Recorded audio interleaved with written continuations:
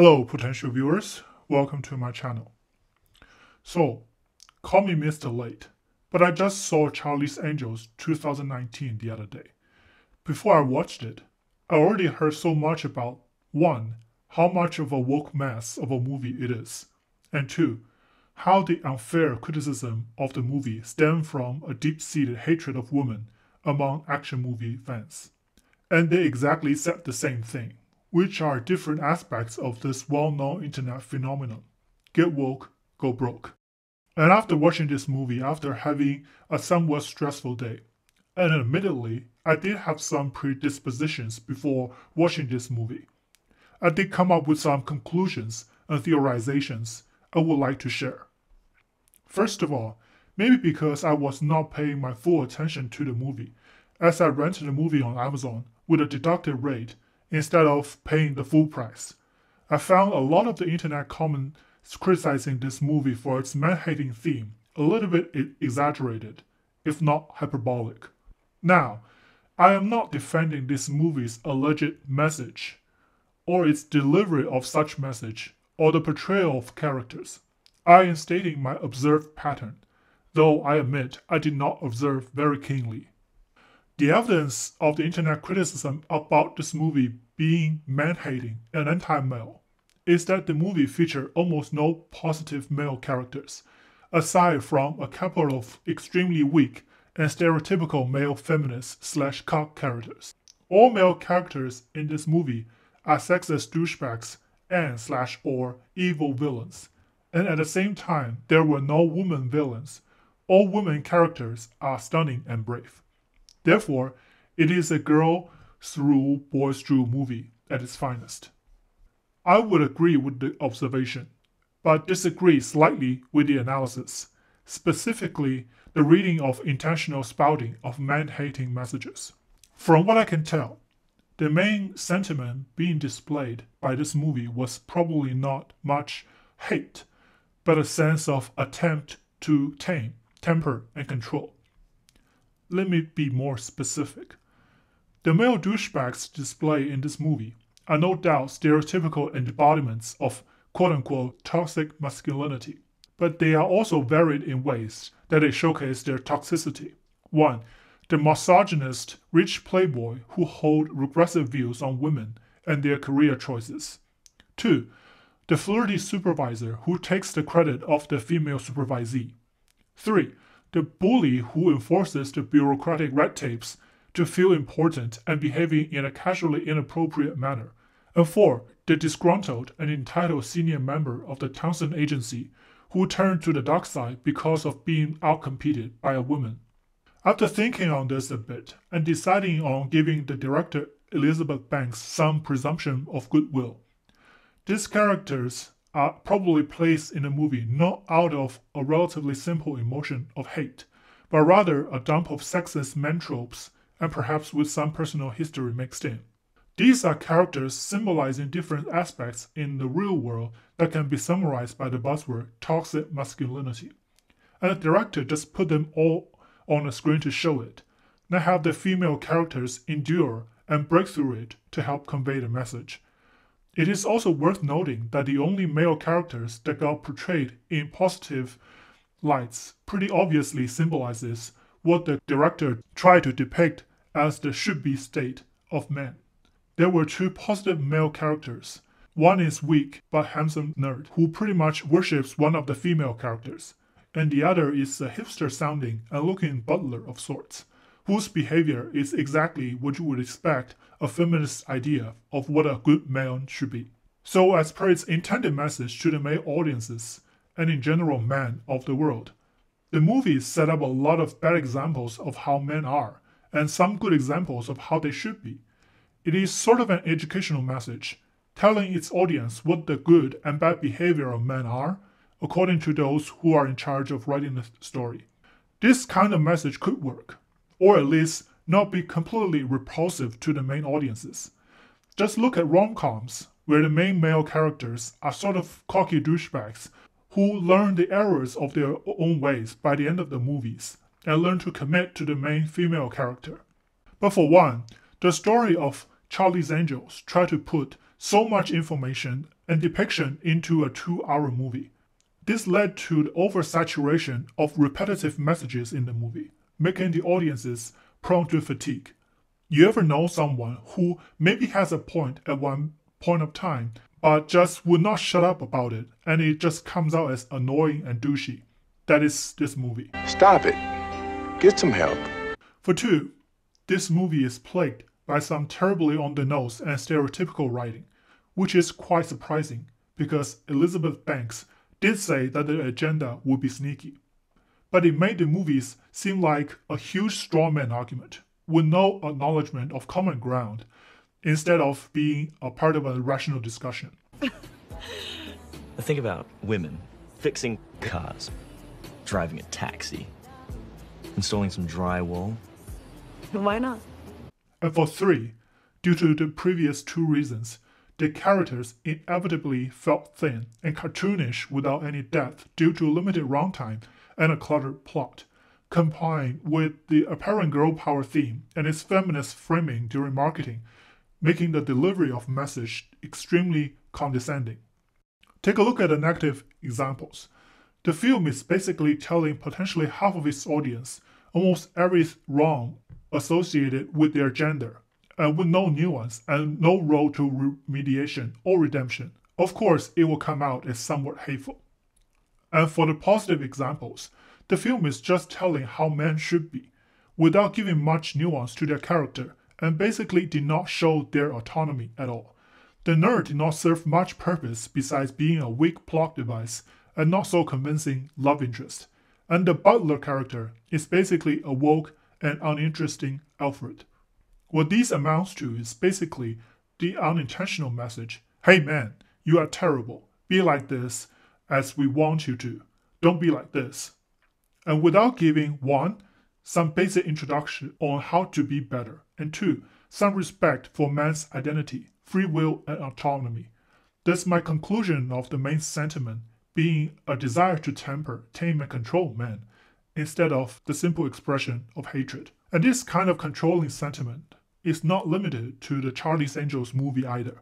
We can see in TV shows like Supergirl and Batwoman, and we can see in news and opinion media every day, from articles telling men to let their wives and girlfriends cheat, to people shouting men should express more feelings, and then immediately shutting them down if they dare utter any out-of-line opinions. To many people of either gender, this kind of delivery of message is utterly repulsive, even if they agree with the message itself. Because like many things social justice, the ideas are only secondary. The primary incentive is the grasping of power and control. Issues with messaging aside, similar to other woke movies and TVs, the Charlie's Angel movie also failed to score some very basic points when it comes to an action movie or anything of their genre. Now let me show you a quick clip of one of the fight scenes in Charlie's Angel movie.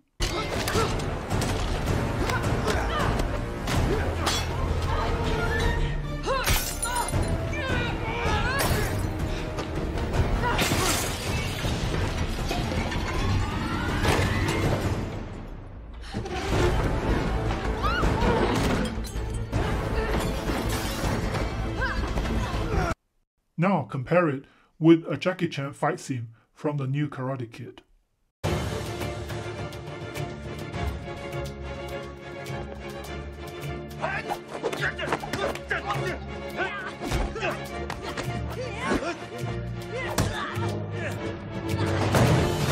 Now, fighting styles and choreography aside, you might notice that the flow of the 2 fight scenes are way different. The scene from Charlie's Angel looked kinda scattered and choppy, while the Jackie Chan scene is smooth and natural. This is because, like many action movie viewers know, that Jackie Chan does his own stunts, and even if he did not, the stuntman in his place was professional enough to pull off at least some of the fight scenes in one take. Hence you will see some cuts here and there, but the fight looks natural because the momentum and direction of the hits flow like they would in real life. But for the Charlie's Angel scene, the choppiness and the very obvious lack of pre-existing momentum behind some of the moves and punches are painfully clear, an obvious sign of either the actresses did not do their stunts or the movie just did not hire any competent stunt woman to do their stunts. And it is not just the action direction. The character development is similarly lacking as well.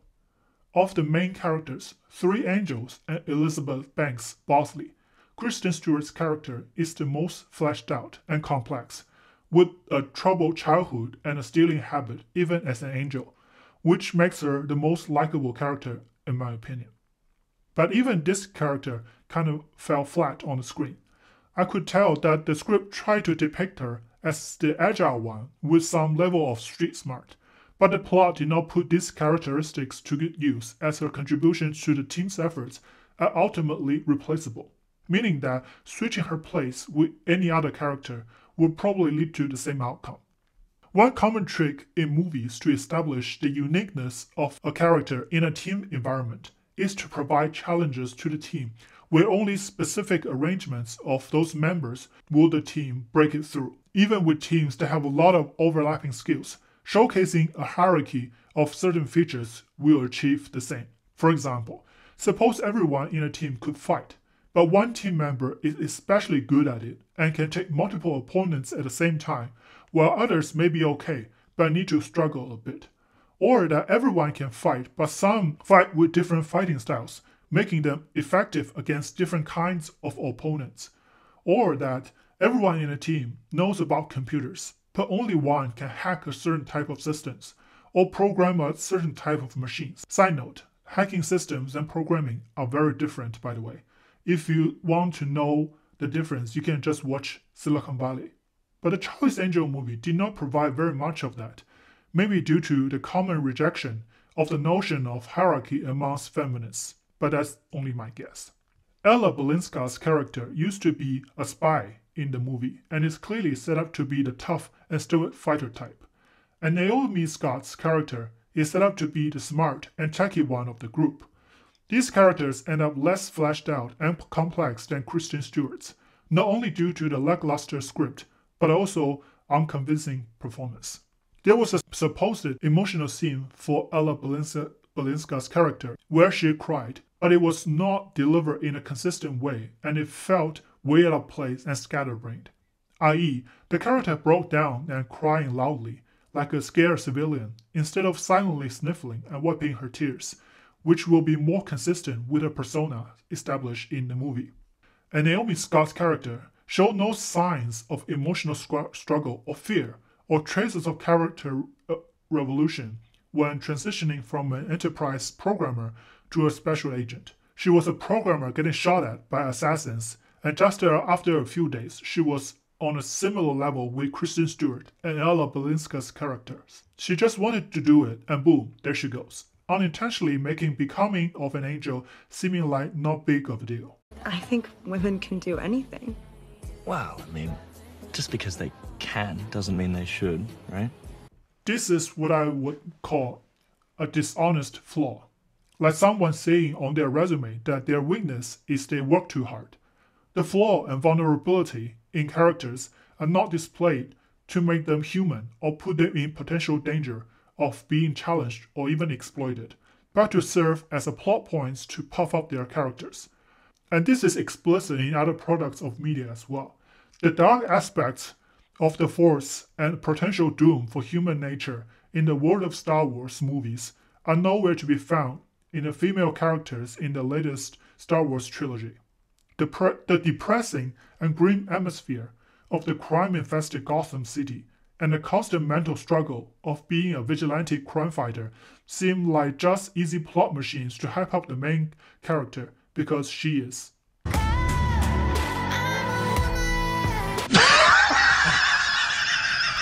What this led to are movies and TV series that look like a visual presentation of boxes to check and a list of woke talking points with some resemblance of a story on the surface. And this generally does not go well with audiences either. Many people mock the woke movie producers and directors for mistaking Twitter for real life. But it is just the same for the anti-SJW and anti-PC sentiment. Most people just do not care about the politics and the culture war. They go to movies or watch TV series to relax and hang out with their friends and families for a good time. They do not choose to go to the movies for the same lecturing messages they get bombarded in the media almost every day. This is why terrible horror movies still make money. It is why cringy teen romance TV shows still make money. And it is why some movies and TV series have cult followings. They are made to appeal to their audiences. If audiences want lectures, they can just get them elsewhere, where the presenters are probably more humble and less condescending. If you notice at this point that I did not offer much, if any, criticism of the woke ideology itself of the Charlie's Angel movie, and in general woke ideas, you will be correct. Though I disagree strongly with most, if not all, of the woke ideas of today, I can and still try to enjoy cultural products that try to convey woke ideas, as long as they are presented in a well-made manner and be tolerable in their delivery of the message. For example, for the Charlie's Angel movie, there are tidbits here and there that I think if the director put more of them in, it would make the movie much more enjoyable. One of these is the scene where the butler male character strayed away from the group narrative of the angels and rolled his eyes and muttered, "Oh my God," when the angels and Elizabeth Banks Bosley were having a nonsensical fight. This scene is the first time the character showed any autonomy as an individual and not as a robotic yes-man of the narrative, and it made the character more interesting. Another is during the end credit angel training scenes, Elizabeth Banks Bosley casually and unintentionally slipped out the fact that Supreme Court Justice Ruth Bader Ginsburg was one of the history-making angels. This scene, I believe, could be done better, but it is still an enjoyable scene because knowing RBG's culture and feminist icon status, it is a fun tie between the real world and the fictional world of the Charlie's Angels. If Elizabeth Banks had put more thoughts into the delivery of messages instead of dumping all of its intended messages into a single movie, and made better choices in casting and shooting, instead of picking a couple of underprepared actresses out of the obvious concern for more diversity, this movie would have worked well enough. This is to echo so many commentators' sentiment. Just make good stuff with a message, and your message will get delivered and received. This is all for my video today. Hope you like it, and hope to see you next time.